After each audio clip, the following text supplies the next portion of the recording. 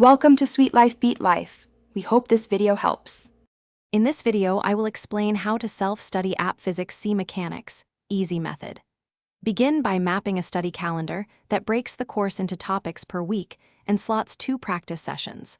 Prioritize core chapters, mix concise readings with video lessons, and solve targeted problems immediately after learning a concept. Track weaker areas and revisit them with spaced review. Keep sessions short and focused to maintain momentum and retain more information. In this video, I will explain how to self-study app physics C mechanics, easy method. Focus on conceptual clarity by explaining each formula in words and linking it to a physical scenario.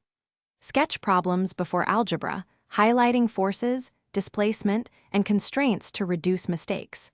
Use timed problem sets to simulate testing conditions and build speed. Review solutions, step by step, and redo errors the next day to convert weaknesses into strengths and boost long-term retention. In this video, I will explain how to self-study app physics C mechanics, easy method.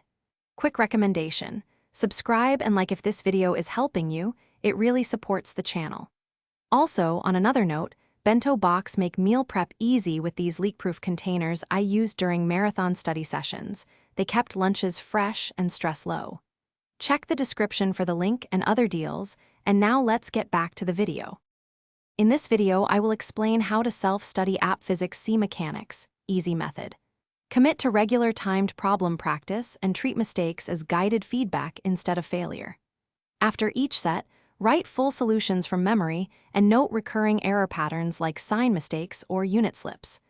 Rotate topics so you revisit kinematics, dynamics, and energy regularly. Gradually increase difficulty and simulate exam timing to sharpen accuracy and confidence for test day.